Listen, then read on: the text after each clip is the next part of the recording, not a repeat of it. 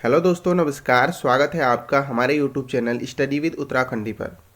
दोस्तों, इस वीडियो में हम उत्तराखंड के 25 मोस्ट इम्पॉर्टेंट एमसीक्यू डिस्कस करेंगे एक्स्ट्रा फैक्ट के साथ। तो दोस्तों, वीडियो में अंत तक बने रहना और वीडियो को लाइक और चैनल को सब्सक्राइब जरूर करना। हमारा आज का पहला क्वेश्चन है, गोरखाओं ने कुमाऊं पर किस वर्ष आक्रमण किया? तो दोस्तों, गोरखाओं ने कुमाऊं पर आक्रमण किया था 1790 में। इस क्वेश्चन का राइट आंसर होगा हमारा ऑप्शन ए। और जब गोरखाओं ने कुमाऊं पर आक्रमण किया उस समय कुमाऊं का शासक था महेंद्र चंद। ये भी आपको बिल्कुल याद रखना है। क्वेश्चन बन सकता है कि गोरखा आक्रमण के समय कुमाऊं का शासक कौन था? महेंद्र चंद। और जब कुमाऊं पर गोरखाओं का अधिकार हो गया तो कुमाऊं पर गोरखाओं के अधिकार के बाद गोरखाओं का पहला सूबेदार था जोगमल शाह। ये भी आपको बिल्कुल याद रखना है। क्वेश्चन बन सकता है कि कुमाऊं पर अधिकार के बाद गोरखाओं का प्रथम सूबेदार कौन था?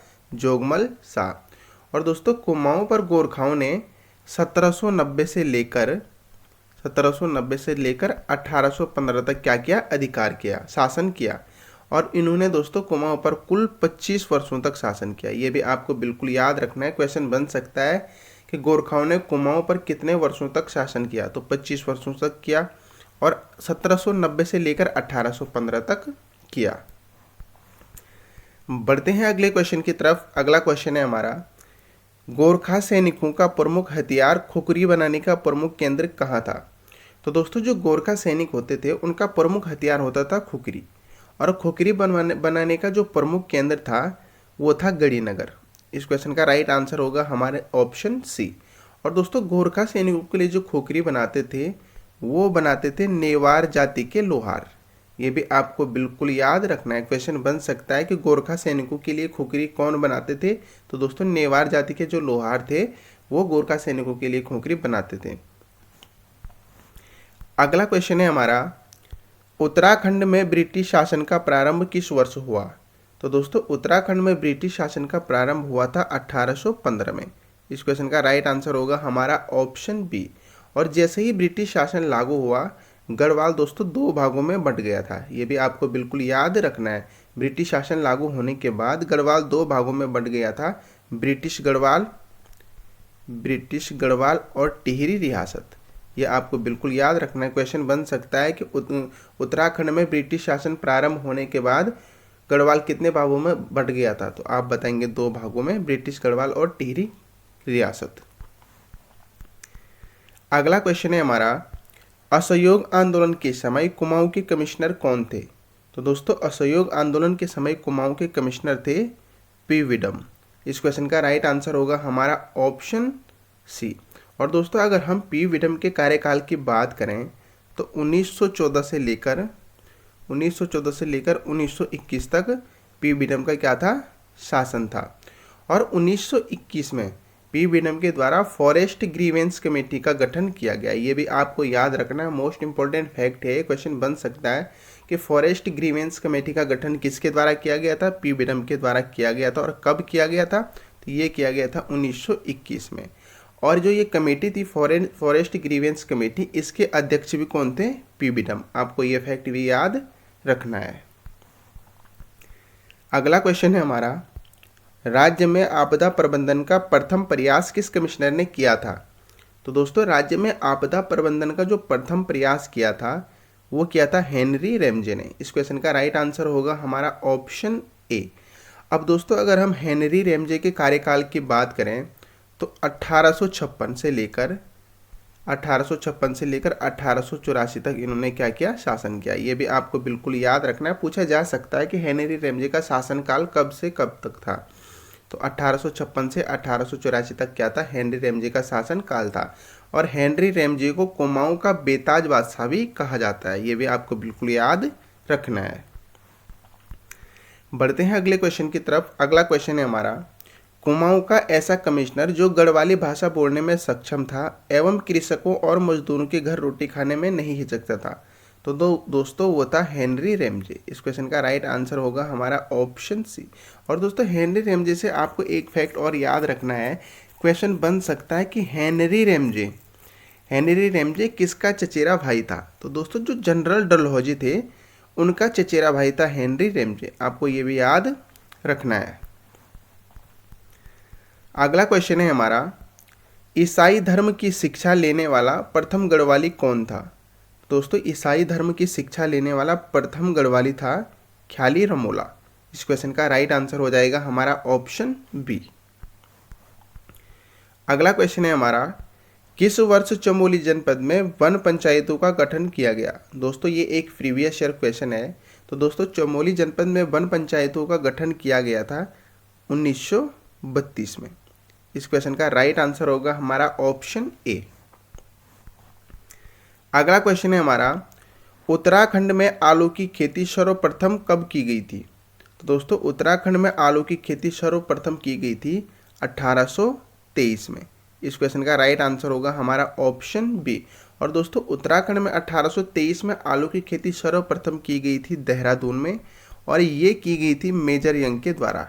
ये भी आपको बिल्कुल याद रखना है, क्वेश्चन बन सकता है कि उत्तराखंड में आलू की खेती सर्वप्रथम किसके द्वारा की गई थी? तो मेजर यंग के द्वारा की गई थी। कहाँ की गई थी? देहरादून में। और कब की गई थी? 1823 में। अगला क्वेश्चन है हमारा, लॉन्ग कीपर क्या है? तो आपको बताना है लॉन्ग कीपर क्या है। रेशम की प्रजाति है, आलू की प्रजाति है, कपास की प्रजाति है, या सेब की प्रजाति है? तो दोस्तों जो लॉन्ग कीपर है यह है आलू की प्रजाति। इस क्वेश्चन का राइट आंसर होगा हमारा ऑप्शन बी। और जो ये लॉन्ग कीपर है आलू की प्रजाति, इसकी खेती सर्वप्रथम की गई थी 1864 में। ये भी आपको बिल्कुल याद रखना है, क्वेश्चन बन सकता है कि लॉन्ग कीपर जो आलू की प्रजाति है इसकी खेती सर्वप्रथम कब की गई थी? तो इसकी खेती की गई थी 1864 में की गई थी सर्वप्रथम नैनीताल में। ये भी आपको बिल्कुल याद रखना है। और जो ये लॉन्ग कीपर आलू की प्रजाति है इसको लाने का श्रेय जाता है एक वनस्पतिक वैज्ञानिक थे, नॉर्मन गिल। इनको ये आलू की खेती शुरू करने का श्रेय जाता है। अगला क्वेश्चन है हमारा, विवेकानंद पर्वतीय कृषि अनुसंधान किस जनपद में है? तो दोस्तों जो विवेकानंद पर्वतीय कृषि अनुसंधान है वो है अल्मोड़ा जनपद में। इस क्वेश्चन का राइट आंसर होगा हमारा ऑप्शन डी। और विवेकानंद पर्वतीय कृषि अनुसंधान की स्थापना हुई थी दोस्तों 1924 में, और ये की गई थी डॉक्टर बोशी सेन के द्वारा। ये भी आपको बिल्कुल याद रखना है, और ये भी एक प्रीवियस ईयर क्वेश्चन है। विवेकानंद पर्वतीय कृषि अनुसंधान अल्मोड़ा में स्थापना कब हुई? 1924 में। और किसने की? बोशी सेन ने। अगला क्वेश्चन है हमारा, किस कमिश्नर ने घराटों पर कर लगाया था?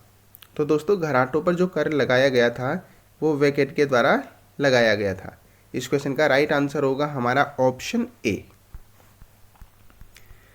अगला क्वेश्चन है हमारा, कुमाऊं परिषद का चौथा अधिवेशन कब हुआ था? तो दोस्तों कुमाऊं परिषद का जो चौथा अधिवेशन हुआ था वो 1920 में हुआ था। इस क्वेश्चन का राइट आंसर होगा हमारा ऑप्शन डी। और दोस्तों कुमाऊं परिषद की जो स्थापना हुई थी, तो कुमाऊं परिषद की स्थापना हुई थी 1916 में। ये आपको याद रखना है, कुमाऊं परिषद की स्थापना हुई थी 1916 में, और चौथा अधिवेशन 1920 में हुआ था। अगर हम कुमाऊं परिषद के प्रथम अधिवेशन की बात करें तो कुमाऊं परिषद का प्रथम अधिवेशन हुआ था 1917 में, क्योंकि जब स्थापना 1916 में हुई थी तो प्रथम अधिवेशन हुआ था 1917 में हुआ था, और इसकी अध्यक्षता की गई थी जयदत्त जोशी जी के द्वारा। ये आपको बिल्कुल याद रखना है, क्वेश्चन ये बनता है कि कुमाऊं परिषद का प्रथम अधिवेशन की अध्यक्षता किसके द्वारा की गई थी? तो जयदत्त जोशी के द्वारा की गई थी। और कुमाऊं परिषद का प्रथम अधिवेशन हुआ था 1917 में। और कुमाऊं परिषद का जो दूसरा अधिवेशन हुआ था ये हुआ था 1918 में, और इसकी अध्यक्षता की गई थी तारादत्त गैरोला जी के द्वारा। तीसरा अधिवेशन हुआ था 1919 में, और इसकी अध्यक्षता की गई थी बद्रीदत्त जोशी जी के द्वारा। और चौथा 1920 मैंने आपको बता दिया है, और इसकी अध्यक्षता की थी हरगोविंद पंत ने। तो कुमाऊं परिषद के जितने भी अधिवेशन हैं दोस्तों आपको सारे याद रखना है, क्या पता कहीं से भी क्वेश्चन पूछा जा सकता है, और कोई सा भी अधिवेशन पूछा जा सकता है कि चौथा कब हुआ था, पांचवा कब हुआ था। तो ये सारे आपको क्रम वाइज याद रखने हैं, किसके द्वारा की गई थी अध्यक्षता, कहाँ हुए थे अधिवेशन, और कब हुए थे। ये तीनों फैक्ट आपको याद रखने हैं। बढ़ते हैं अगले क्वेश्चन की तरफ। अगला क्वेश्चन है हमारा, कुली बेगार को रक्तहीन क्रांति की संज्ञा किसने दी थी? तो दोस्तों कुली बेगार को रक्तहीन क्रांति की संज्ञा दी थी महात्मा गांधी ने। इस क्वेश्चन का राइट आंसर हो जाएगा हमारा ऑप्शन ए। और कुली बेगार आंदोलन कब हुआ था? तो ये हुआ था दोस्तों 1921 में। ये भी आपको बिल्कुल याद रखना है। अगला क्वेश्चन है हमारा, 1913 तक गढ़वाल में कुल कितनी कुली एजेंसियां थी? तो दोस्तों 1913 तक गढ़वाल में कुल 10 कुली एजेंसियां थी। इस क्वेश्चन का राइट आंसर होगा हमारा ऑप्शन डी। और दोस्तों जो कुली एजेंसी की स्थापना की गई थी वो की गई थी 1908 में। आपको ये भी बिल्कुल याद रखना है, कुली एजेंसी की स्थापना कब हुई थी? 1908 में। और किसके द्वारा की गई थी? तो दोस्तों ये की गई थी जोध सिंह नेगी जी के द्वारा। ये भी आपको बिल्कुल याद रखना है। कुली एजेंसी की स्थापना कब हुई? 1908 में। किसके द्वारा की गई? जोध सिंह नेगी के द्वारा। और 1913 तक गढ़वाल में कुल कितनी कुली एजेंसियां थी? 10। बढ़ते हैं अगले क्वेश्चन की तरफ। अगला क्वेश्चन है हमारा, अभय नामक साप्ताहिक पत्रिका का संपादन किसने किया था? तो दोस्तों अभय नामक जो साप्ताहिक पत्रिका थी इसका संपादन किया था स्वामी विचारानंद सरस्वती ने। इस क्वेश्चन का राइट आंसर होगा हमारा ऑप्शन डी। और स्वामी विचारानंद सरस्वती जी के द्वारा अभय नामक साप्ताहिक पत्रिका का संपादन किया गया था 1922 में। ये भी आपको बिल्कुल याद रखना। और इसका प्रकाशन हुआ था देहरादून से। ये भी आपको याद रखना है। अभय नामक साप्ताहिक पत्रिका का संपादन किसके द्वारा किया गया? स्वामी विचारानंद सरस्वती जी के द्वारा। इसका संपादन कब किया गया इनके द्वारा? 1922 में। और प्रकाशन कहाँ से हुआ इस पत्रिका का? देहरादून से। अगला क्वेश्चन है हमारा, भारत माता का सच्चा सपूत किसे कहा जाता है? तो दोस्तों भारत माता का सच्चा सपूत कहा जाता है राम सिंह धोनी को। इस क्वेश्चन का राइट आंसर हो जाएगा हमारा ऑप्शन सी। अगला क्वेश्चन है हमारा, सालम का शेर किसे कहा जाता है? तो दोस्तों सालम का शेर कहा जाता है राम सिंह आजाद को। इस क्वेश्चन का राइट आंसर होगा हमारा ऑप्शन सी। अगला क्वेश्चन है हमारा, आज़ाद हिंद फौज में गढ़वाली सैनिक कितने थे? तो दोस्तों आज़ाद हिंद फौज में गढ़वाली सैनिक थे 2500। इस क्वेश्चन का राइट आंसर होगा हमारा ऑप्शन सी। और जो आज़ाद हिंद फौज था दोस्तों उसका गठन हुआ था 1941 में। ये भी आपको बिल्कुल याद रखना है। क्वेश्चन बन सकता है कि आज़ाद हिंद फौज का गठन कब हुआ था? 1941 में हुआ था। और इसका गठन किया गया था कैप्टन मोहन सिंह के द्वारा। ये भी आपको बिल्कुल याद रखना है। आज़ाद हिंद फौज में गढ़वाली सैनिक कितने थे? 2500 थे। आज़ाद हिंद फौज का गठन कब हुआ? 1941 में। और ये गठन किसके द्वारा किया गया था आज़ाद हिंद फौज का? तो कैप्टन मोहन सिंह के द्वारा किया गया था।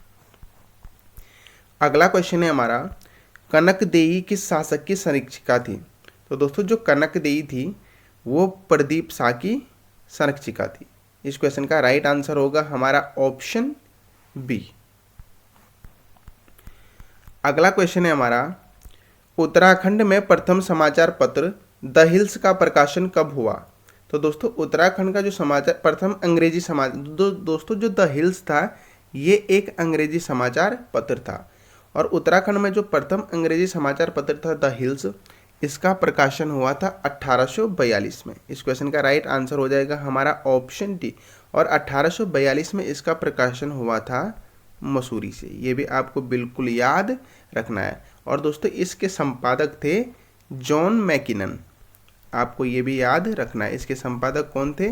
John Mackinnon. उत्तराखंड में प्रथम समाचार पत्र द हिल्स का प्रकाशन कब हुआ? 1842 में। कहाँ से हुआ? मसूरी में। संपादक कौन थे? John Mackinnon. और जो द हिल्स समाचार पत्र था दोस्तों ये 1855 में बंद हो गया था। ये भी आपको बिल्कुल याद रखना है। क्वेश्चन बन सकता है कि द हिल्स समाचार पत्र बंद कब हुआ था? तो ये 1855 में बंद हुआ था। अगला क्वेश्चन है हमारा, उत्तराखंड में प्रकाशित प्रथम हिंदी समाचार पत्र समय विनोद का प्रकाशन किस जनपद से किया गया? तो दोस्तों उत्तराखंड में प्रकाशित प्रथम हिंदी समाचार पत्र जो द हिल्स था वो तो दोस्तों प्रथम अंग्रेजी समाचार पत्र था। उत्तराखंड में प्रकाशित होने वाला वो प्रथम अंग्रेजी समाचार पत्र था। अब यहाँ पे हिंदी समाचार पत्र की बात की जा रही है कि उत्तराखंड में प्रकाशित प्रथम हिंदी समाचार पत्र समय विनोद का प्रकाशन किस जनपद से किया गया? तो दोस्तों समय विनोद का जो प्रकाशन किया गया था वो नैनीताल जनपद से किया गया था। इस क्वेश्चन का राइट आंसर होगा हमारा ऑप्शन सी। और दोस्तों जो समय विनोद समाचार पत्र था इसका प्रकाशन हुआ था 1868 में। ये भी आपको बिल्कुल याद रखना है। और इसके जो संपादक थे वो थे जयदत्त जोशी जी। ये भी आपको बिल्कुल याद रखना है। क्वेश्चन बन सकता है कि समय विनोद समाचार पत्र के संपादक कौन थे? जयदत्त जोशी जी। इसका प्रकाशन कहाँ से हुआ था? नैनीताल से हुआ था। और इसके प्रकाशन कब हुआ था? कहाँ से हुआ था? नैनीताल से हुआ था। और कब हुआ था प्रकाशन? 1868 में। और जो समय विनोद समाचार पत्र था दोस्तों, ये 1877 में बंद हो गया था। ये भी आपको बिल्कुल याद रखना है। क्वेश्चन बन सकता है कि समय विनोद समाचार पत्र बंद कब हुआ? तो ये 1877 में बंद हो गया था। अगला क्वेश्चन है हमारा, किस वर्ष अल्मोड़ा अखबार का प्रकाशन हुआ? तो दोस्तों अल्मोड़ा अखबार का प्रकाशन हुआ 1871 में। इस क्वेश्चन का राइट आंसर होगा हमारा ऑप्शन बी। और दोस्तों 1870 में हुई थी डेविटिंग क्लब की स्थापना। ये भी आपको याद रखना है।